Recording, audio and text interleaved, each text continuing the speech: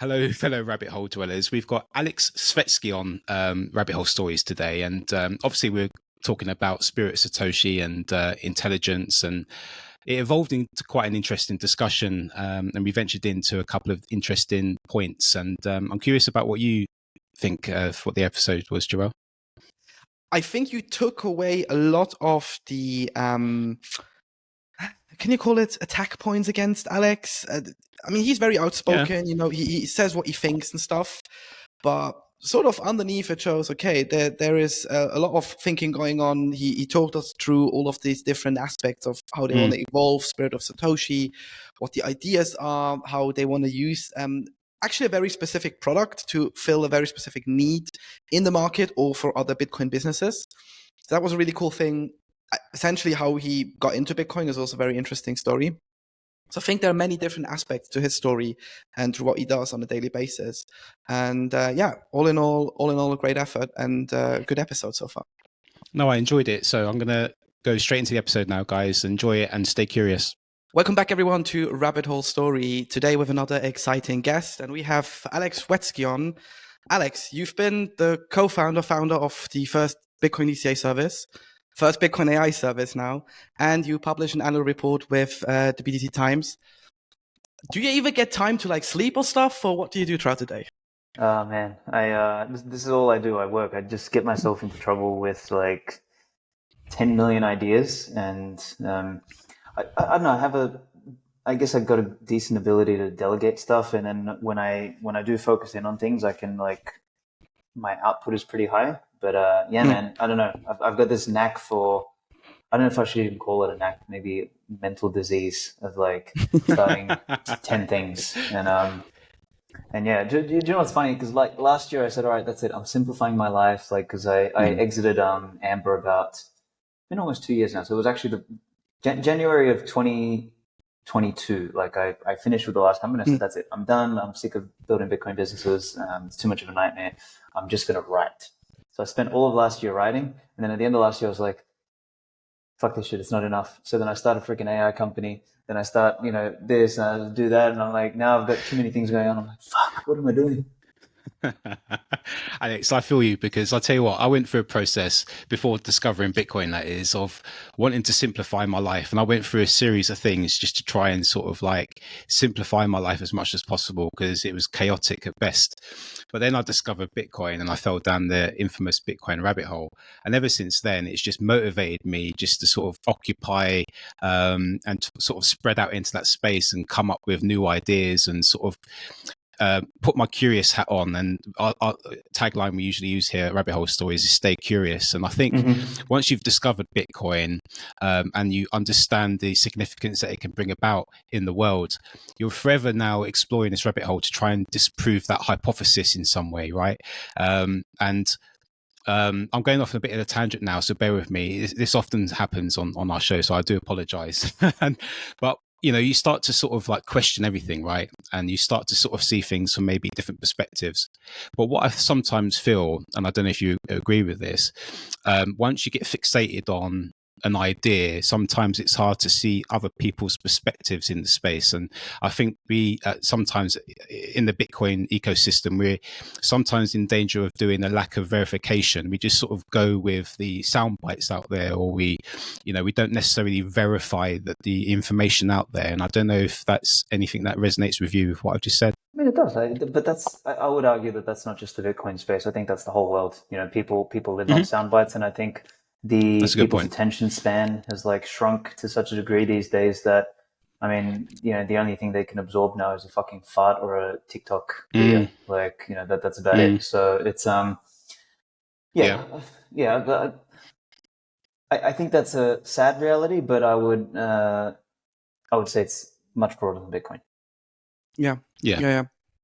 Is that also, do you think sometimes, because when people engage with you online, I could say this because when I met you in Lugano, I was like, oh yeah, this is Alex. He has a tendency, to be very vocal on Twitter and such. And then they meet you in real life and you go hey, he's actually much nicer than what he appears to be online. So it's funny that you sort of have these different personalities, but you're more of a straight shooter, I would say. Is that something you've been picking up along the way, or have you always been someone who says, I have my beliefs, I have my things of going about these things, and if I see something I don't like, I'll call it out? Or where do you think your sort of your Bitcoin persona emerged out there? Yeah, I think I was always like that since I was young, right? So I guess if I, there's that classic Talebian saying, if you see a fraud, but you don't say fraud, you are a fraud sort of thing. And that kind of, maybe from a young age was ingrained in me somehow. I always had a sort of desire to tell the truth and things like that. And this isn't sort of me holier than thou or anything like that. It's just like, if something's 2 + 2 and then someone's sitting there trying to convince me that it's 5, I'm like, well, no, it's not. Like, and I just like it and I don't know. I've had this like rebellious streak in me where, I still remember like I was in a chocolate shop actually in Berlin during the lockdowns, and I refused fundamentally to wear any masks anywhere. I just didn't care. And I remember walking into this chocolate shop, and this grandma, like this old lady next to me, uh, she, she pretended like, because I walked next to her and I said, "Look, can I get that chocolate there?" She was like, "Oh my God," like freaked out. I was like, "Are you fucking okay?" Like, what's the Yeah, problem here? And then like yeah. she said something to the lady, like, you shouldn't serve this guy or something like that. And I was practicing a little bit of German then, so I understood. I was like, and I don't know, I ended up causing a scene. But I think to come back to Joe's question, it's like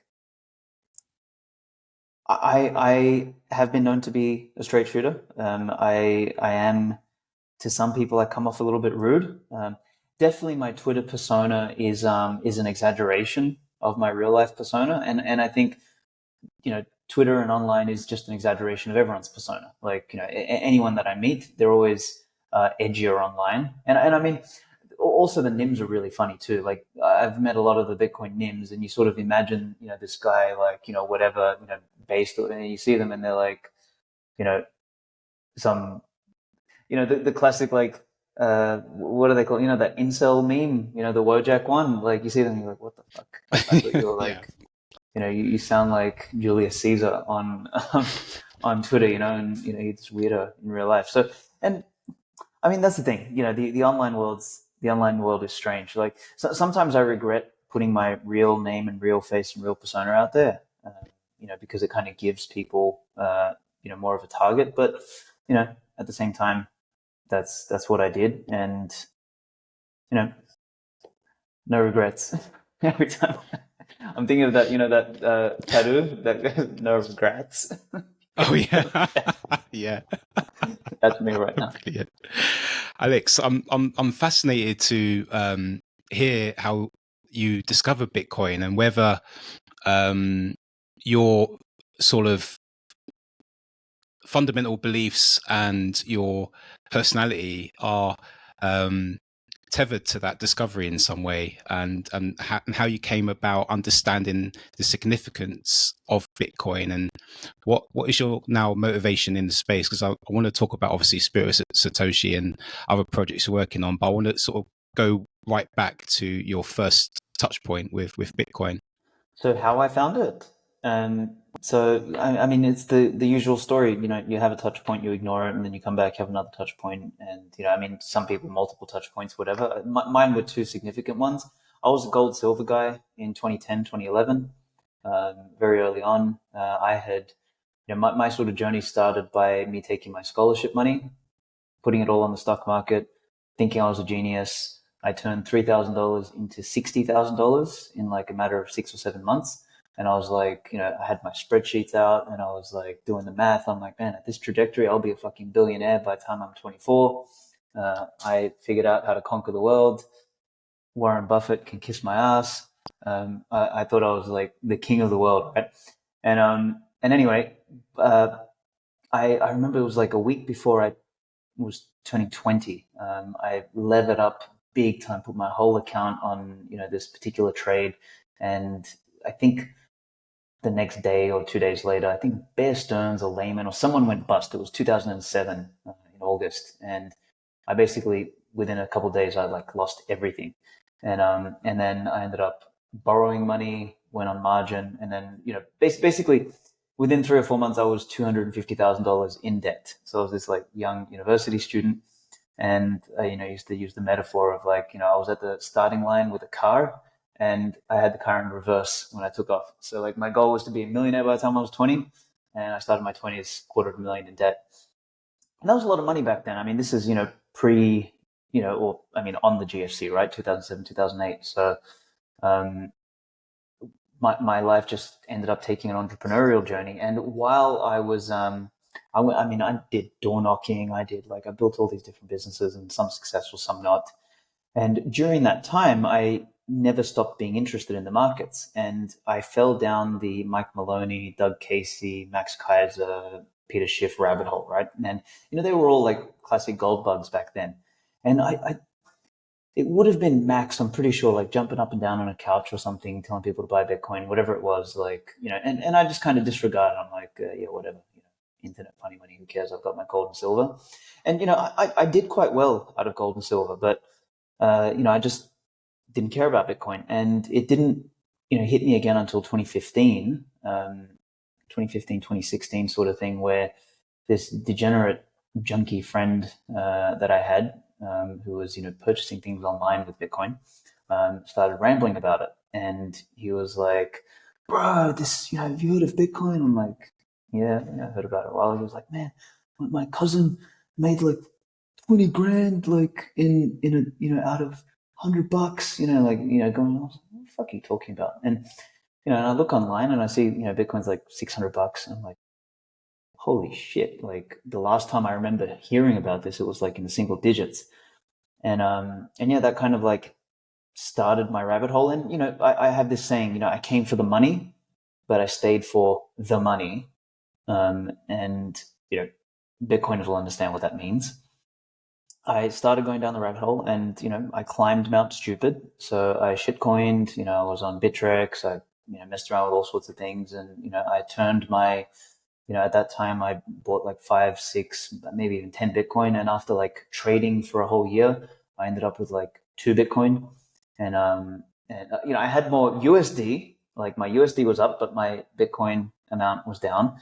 And I was like, it kind of that plus, going like reading more about Bitcoin, understanding it. Andreas Antonopoulos was very influential early in my, sort of Bitcoin learning era.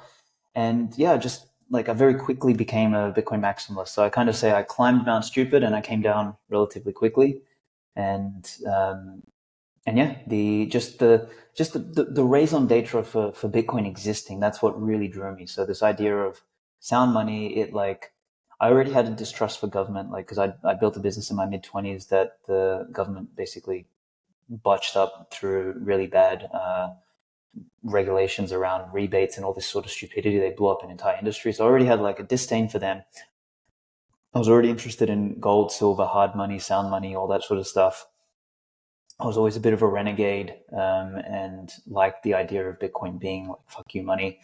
And just all of these things just hit me. And I think, yeah, come sort of 2017, 2018, if you sort of go back to this time, like it was Andreas Antonopoulos started getting a little bit strange, and then you had the rise of like the Bitcoin philosophers. So it was kind of like me, Gigi, Breedlove, Eric Kaysen, Nick Carter, Dan Held, like all of us started writing about Bitcoin, and just it was this strange like mind meld. We were all sort of talking the same thing, thinking the same thing. You had Seyfedin, Jimmy Song, Giacomo Zucca, like all these sort of people really started to get a voice during that period. And yeah, it was just like from a values perspective and from a how we view the world and how we understand the world, like, then the Austrian economics component, all that sort of stuff. There was just this massive click. And I think it was a very special time to be in Bitcoin, come into Bitcoin. It was just, yeah,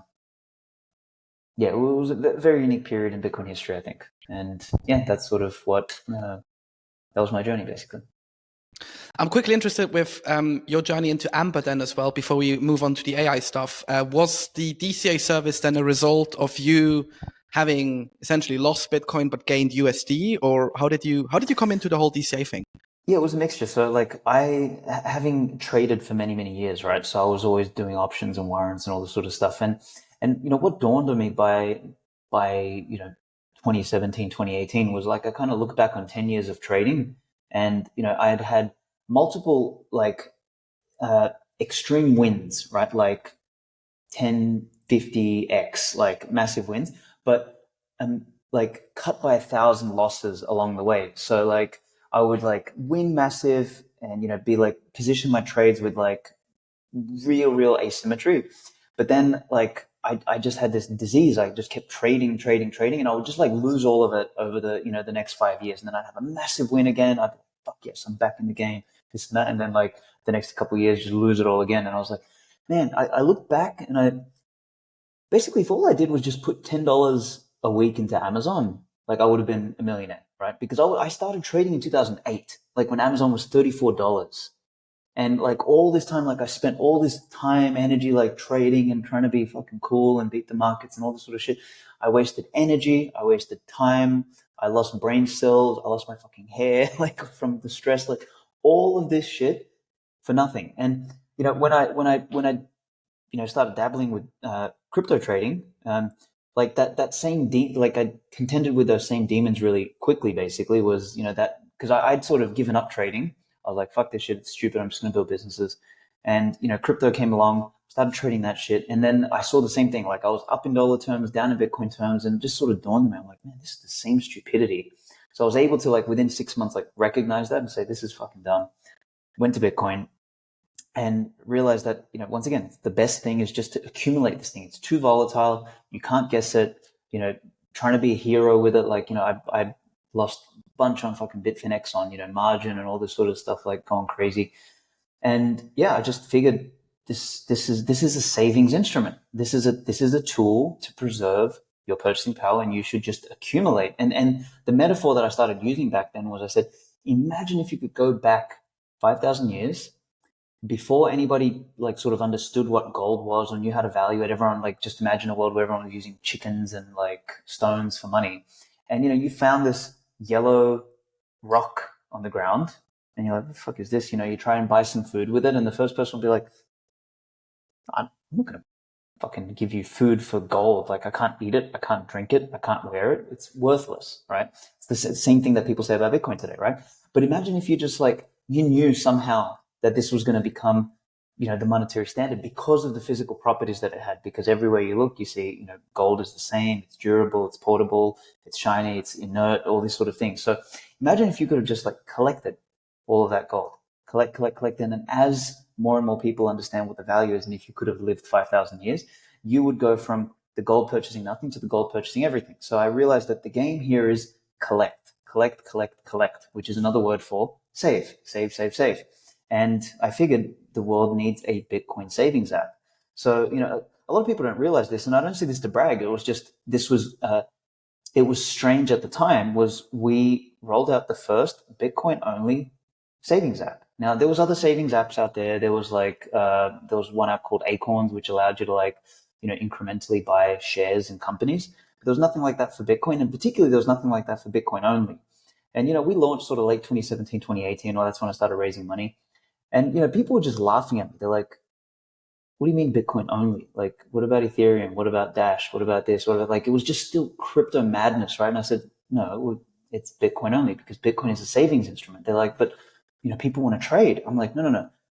Trading is for the idiots, and there's trading platforms out there for all the gamblers. So I want to help the average person save. And that was the real genesis. And we pushed that. I got laughed at for a whole fucking year by investors, by, people and all this sort of stuff.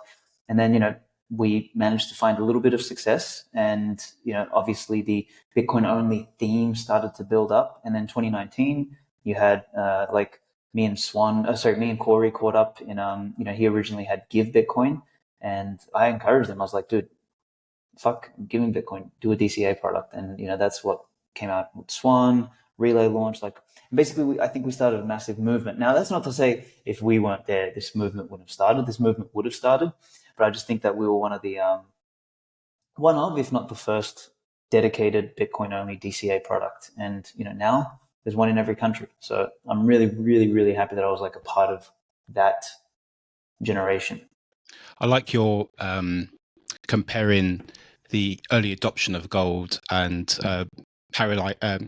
making that parallel with the early adoption of Bitcoin. I think that's a interesting way of looking at it, and I can see quite clearly in my mind what you mean, because we can see the value in this thing, and it's hard to get other people to also see that value, and it's a slow adoption, and then suddenly people are going to be accepting it everywhere. That's the hope anyway. But I'm just trying to sort of like transport myself back in time with somebody with a shiny rock trying to trade, and how you can communicate the significance and value of that rock to somebody is quite a hard thing to do. And it's very abstract, very similar to how we're trying to communicate and understand the value of Bitcoin, communicating that to other people. And what you did with your DCA project and incentivizing people in a way to hold that and sort of communicate that this is something you should hold on to as something valuable is obviously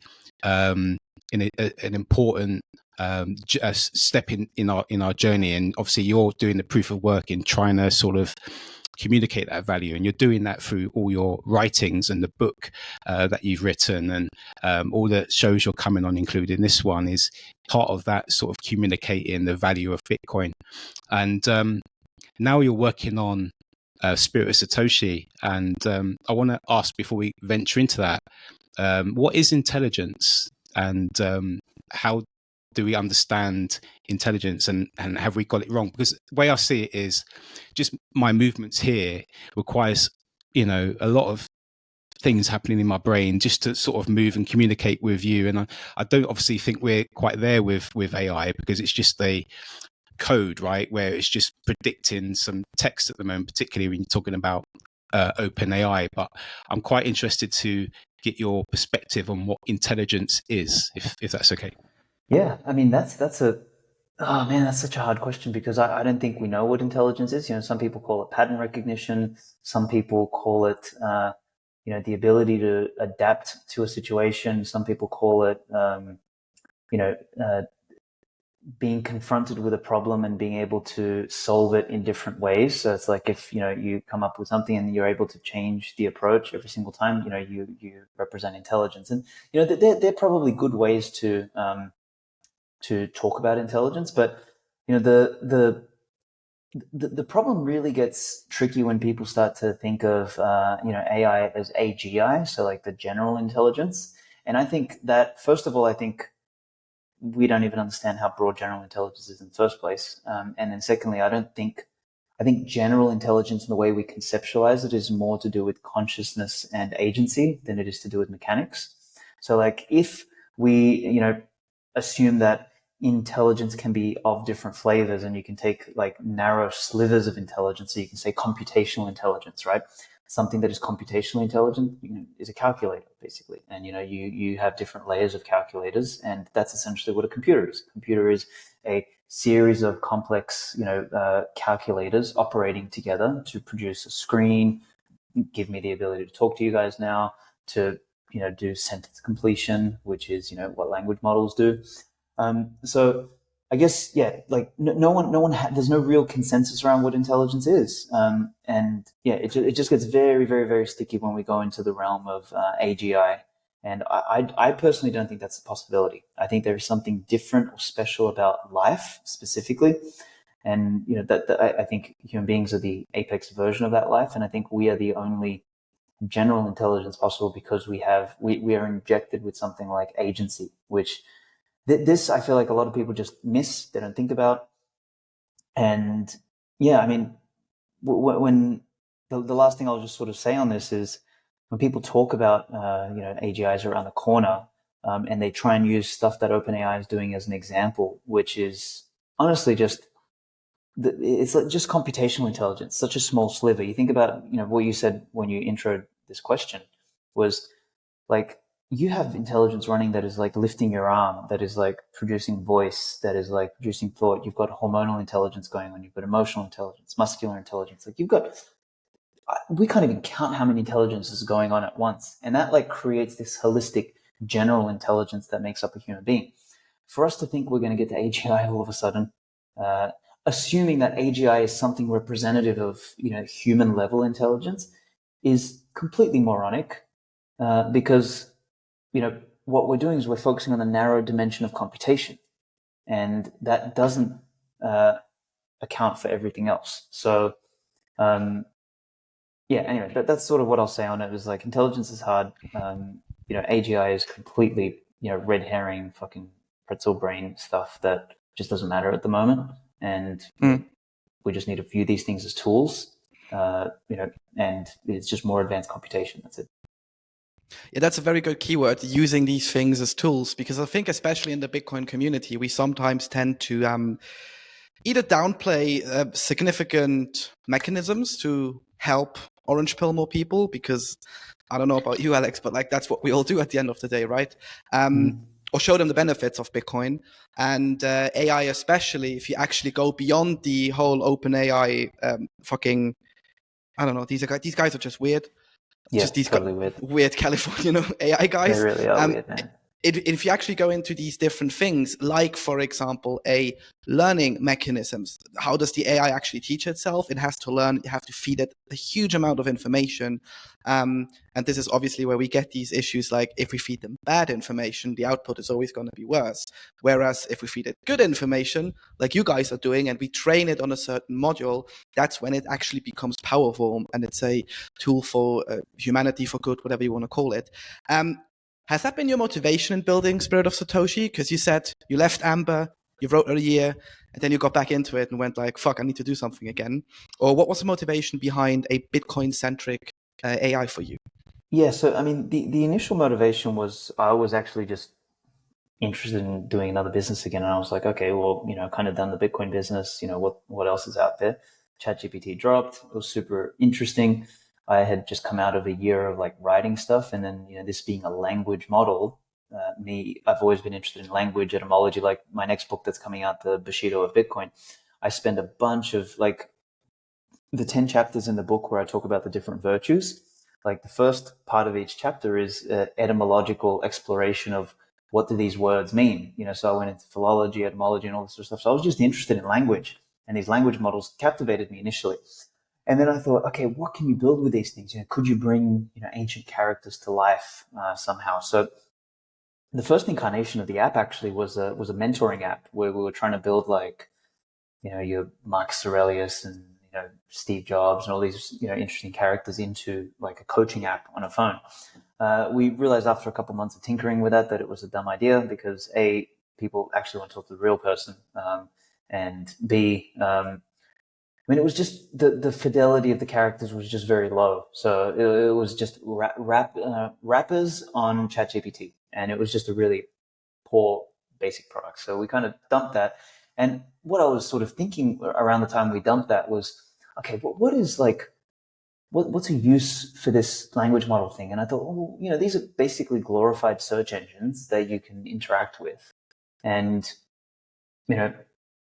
what's that useful for? And, I just racked my brain. And what hit me, obviously, just being a Bitcoiner was, well, everyone's got the same damn, 50 questions about Bitcoin, just in 1,000 different variations. And if these language models, are semantically useful, meaning if you ask the same question but with different wording and it gives you sort of like an answer, could we take this technology and just basically build a Bitcoin assistant? I don't know, a Bitcoin helper, an Ask Satoshi, whatever the hell you want to sort of frame this thing as. Could we build that and make it so that me and other Bitcoiners can just stop being bothered by everyone with the 10,000 questions and have to just sit there and explain this shit like over and over and over and over again? People don't read anymore. Like, they just want somebody to answer the questions for them. So we thought, like, okay, at this point, I think everything that needs to be said about Bitcoin economically, philosophically speaking, has been said, has already been written. All the books are out there. Everything's already done.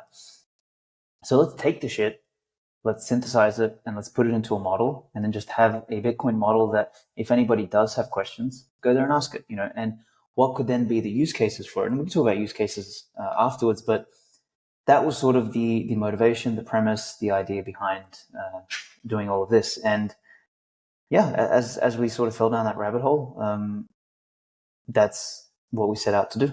That's really cool. And one thing I'm curious about, and wanted to ask you is, with OpenAI and ChatGPT, you hear about the biases that are built into it, right? And we can talk all day about where those biases come from, but how does Spirit of Satoshi stand alone from that? And the training that you're giving it, is that a consensus type training where other Bitcoiners are involved in that project, or how are you approaching it learning in that way?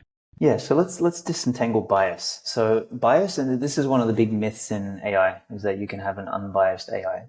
Total horseshit.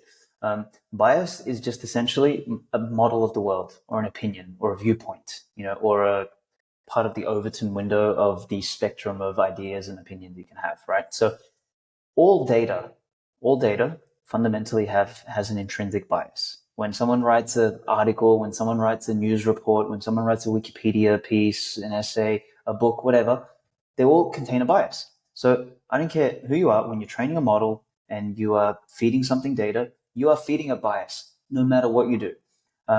You can try and minimize the bias by adding like a pre-frame and a post-frame in the responses that the model gives you, which is what OpenAI does. It like, by the way, I'm a model, so what I'm going to say right now is not my opinion, but then it injects the thing, and then afterwards it says, and sorry if I'm offending you or whatever. And it's like, bro, I just want to know the fucking middle piece. Don't give me the other shit, because it's trying to make it unbiased, right? So bias is inherent, and all we're doing is we're just being honest about our bias. Our model will definitely be biased, and its bias will reflect some aggregate of the Bitcoin content we train it on. Simple as that. Now, Bitcoin biases include things like inflation is bad. A fixed supply money is superior. Bitcoin is not a shitcoin. Bitcoin is not crypto. Blah blah blah blah. So these are the biases that our model will naturally contain. And I'm not afraid to tell people that yes, we are totally going to be biased. If you ask Satoshi about inflation, he'll tell you it is theft, that it is a loss of your purchasing power, and all that sort of stuff.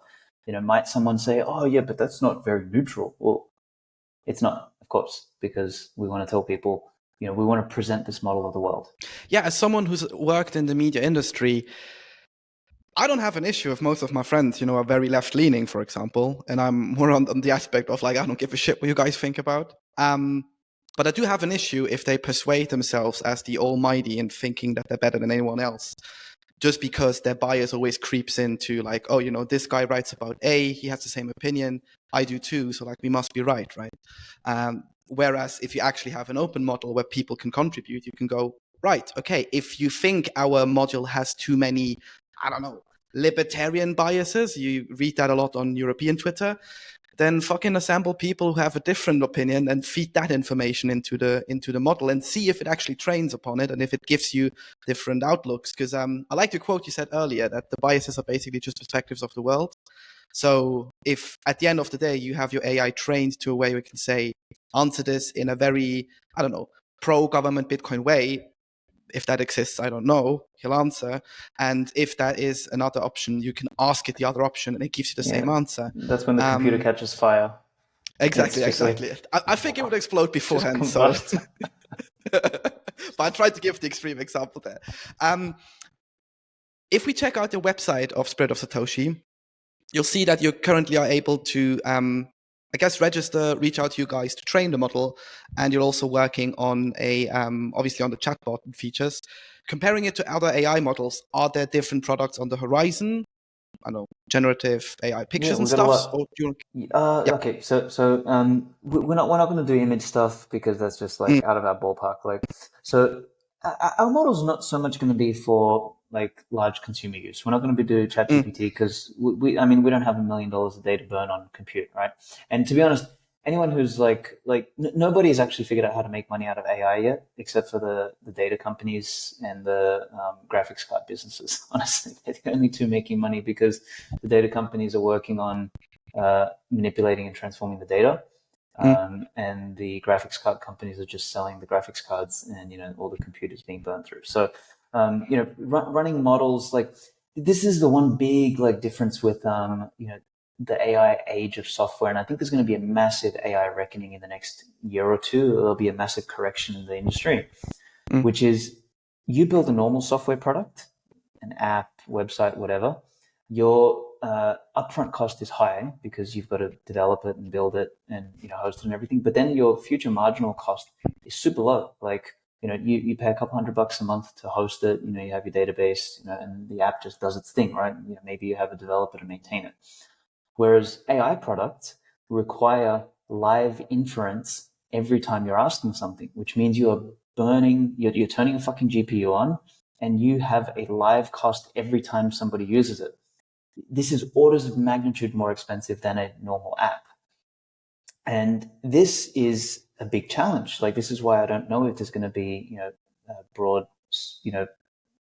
consumer AIs all over the place. I mean, maybe in the next 5, 10, 15 years, whatever, the cost of compute comes down significantly so that that's possible. But, there's this sort of Jevons paradox, right? Which is, as, things get cheaper, we end up using them, more. So that way, like, we will want the next AI and the next AI, and like the benchmarks are going to keep sort of going higher.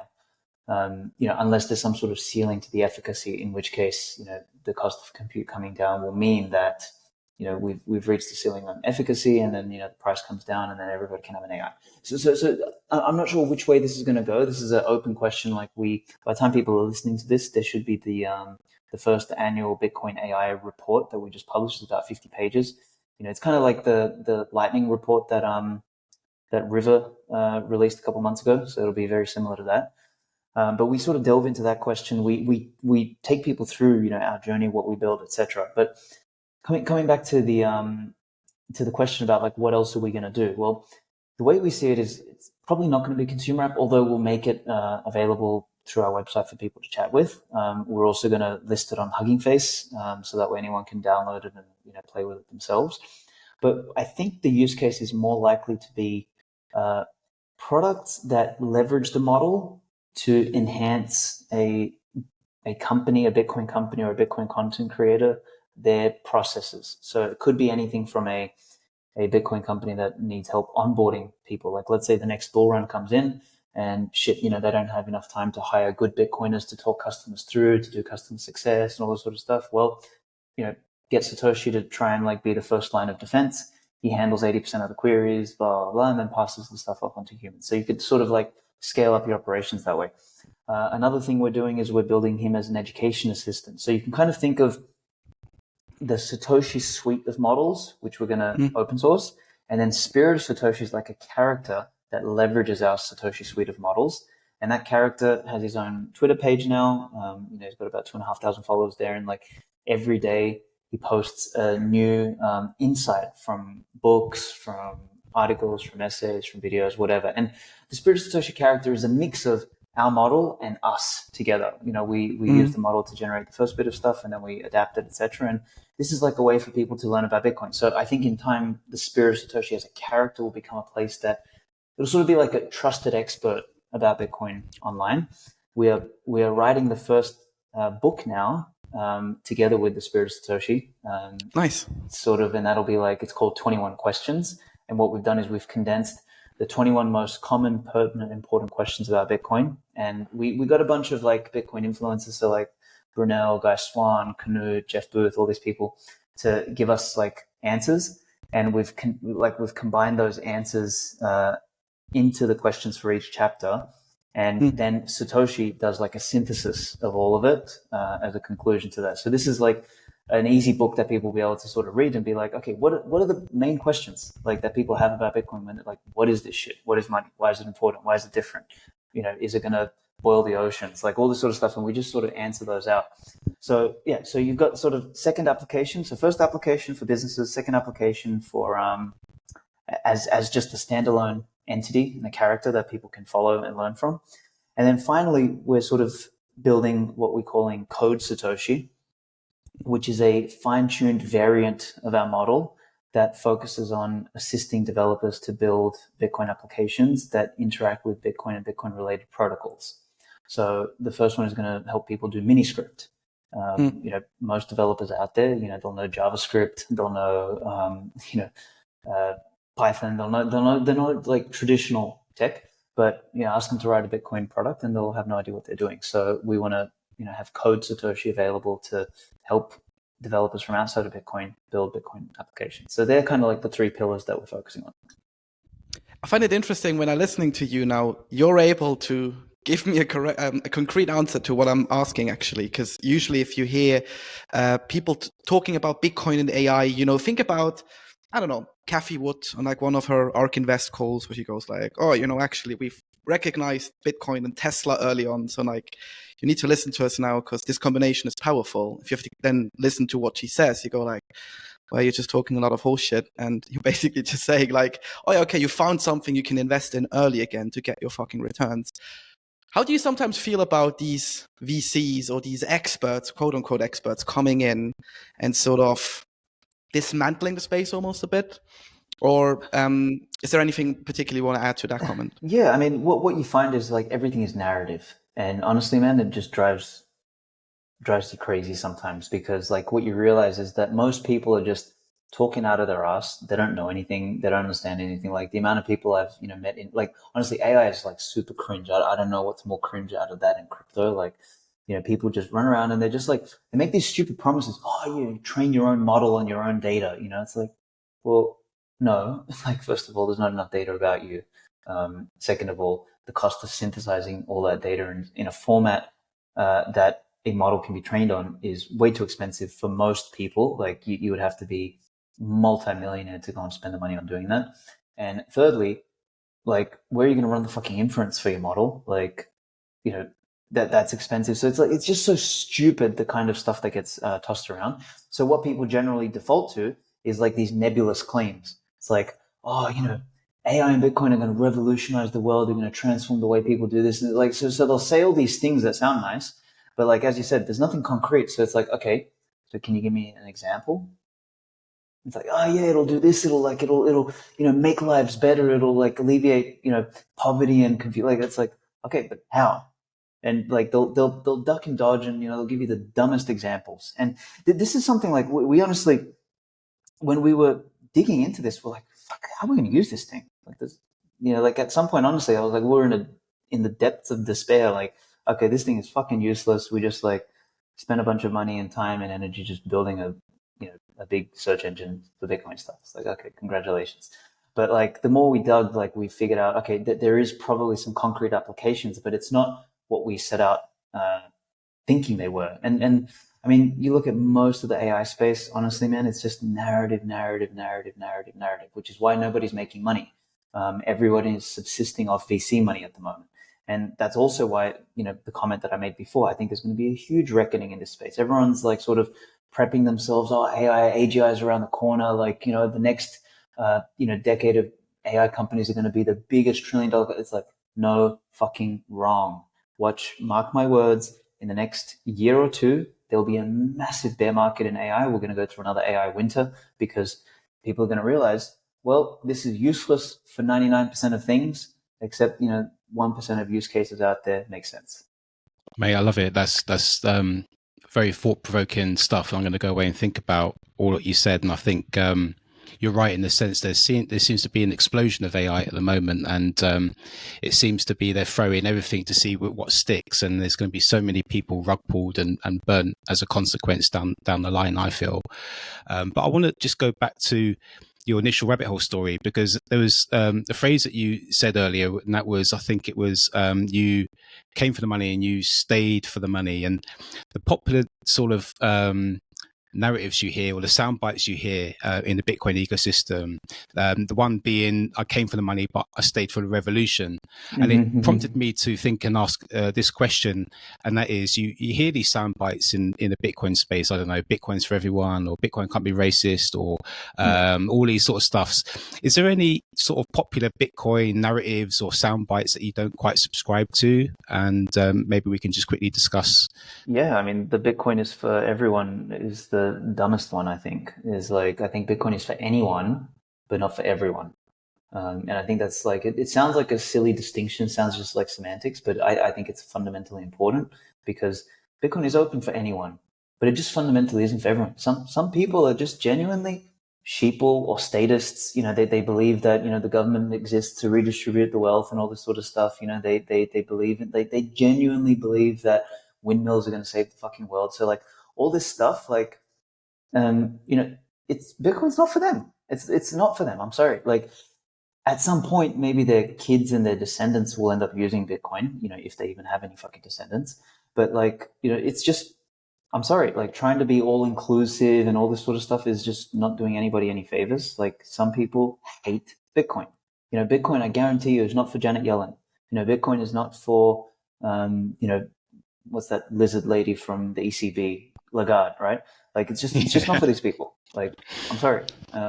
It's not for the average mask wearing weirdo, right? Like, there's just, so yeah, that one I really, really hate. And, another one that pisses me off is like, we are all Satoshi. Like that one just drives me nuts because no, we're not. Like Satoshi did something incredible. Like I get the sense, like I understand what people are saying. It's like, oh, it's anonymous and like, we're all sort of supporting the network, etc. But it's like, I don't know, to me, it's a bit cringe. Like go and build something yourself and do something great. Like, right.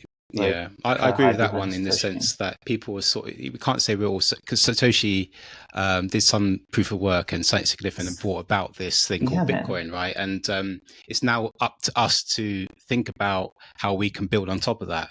So yeah, it kind of dilutes the sort of significance of Satoshi's work when people say stuff like that. And yeah, the Bitcoin is for anyone. Yeah, I can see definitely where you're coming from with that. And I'm going to also use a soundbite that is often in the Bitcoin space because the all roads lead back to Bitcoin is something you hear often, and we've started to adopt that a little bit here at Rabbit Hole Stories as a little bit of a challenge at the end of our show, where we sort of give our guests a word, a phrase, or a name, and we ask them to try and relate that back to Bitcoin somehow. So if you're up for it, Alex, we're gonna come up with a word, phrase, or name, and you got to try and relate that back to Bitcoin somehow. And we thought it'd be quite interesting to come up with a word, Karl Marx, and how that can relate back to Bitcoin. Okay, all right. Okay, this is fantastic. Shit. Well, before I pull one off, funny thing is our model actually, part of the way we've trained it is when people ask about random things, part of its instructions are to actually relate it back to Bitcoin. So I wish, nice. Yeah, I wish we had like a voice generator here for the model. We could have asked Satoshi to do it. But okay, so Karl Marx and relate it back to Bitcoin. Well, I'm trying to think. I mean, the only thing I can think of is we knew it was going to be a hard one. This is definitely a challenge. I mean, there's no positive way to relate it to Bitcoin other than Bitcoin makes people like Karl Marx obsolete and irrelevant, and it's kind of like it takes that class of individual and makes them ram their head into a concrete wall because there's nothing they can do about the fact that Bitcoin exists and you can't confiscate the money out of people's hands. So like, yeah, I guess that's the only relationship. It's like it's a strange inverse relationship. It's like Bitcoin goes up, Karl Marx goes down. Like, the stronger it gets, the weaker he gets, and his influence and everything like that. Maybe one of the half-assed attempt. No, that's a good one. Maybe one of the Bitcoin traders can make a indicator for people, like a Karl Marx indicator. If he goes down, your Bitcoin price should pump or something like this. Yeah, that's it. Yeah. Like, or maybe we can.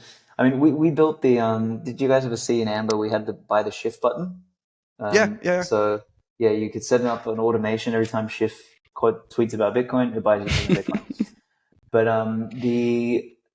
that's another potential button, the Karl Marx one, which is like, there you go. Stack sats to kill Marx, to erase Marx's memory or something like that. And like every time it's like Karl Marx is like, starts to die or something. Yeah, I think when you set your answer, the only thing that came up in my mind is he's been a heavily pro-centralizing figure, obviously, and Bitcoin is the opposite of that. But there's really nothing where you can go any positive from his end and then relate it back to Bitcoin somehow.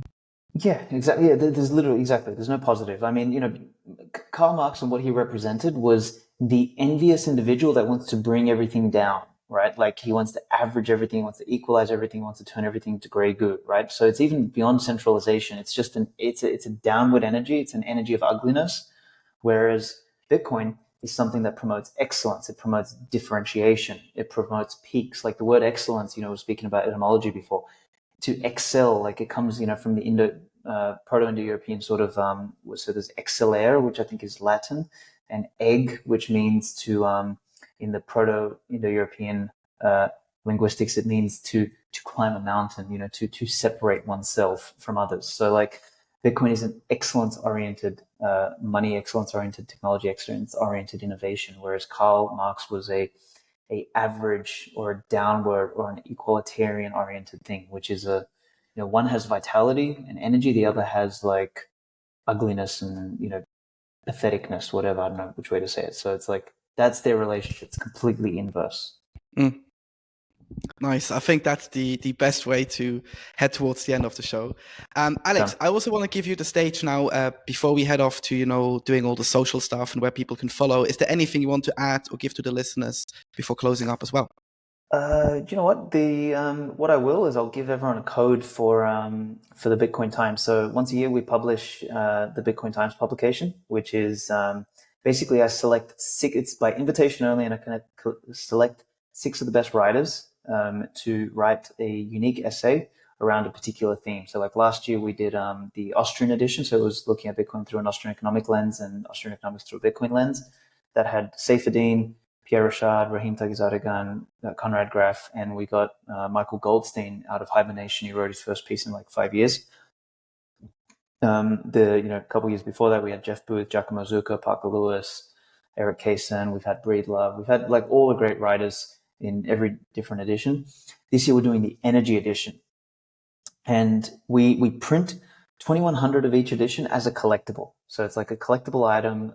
It's like thick, heavy print magazine, and there's a number on the back, showing you how many there is, what sort of number you are. And so people generally just buy it like all of the issues for each edition.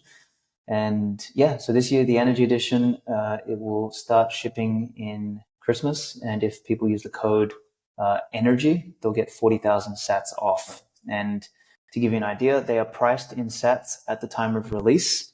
Somewhere like, they're pricier than a normal magazine, because they're collectible. But that sats price is fixed forever.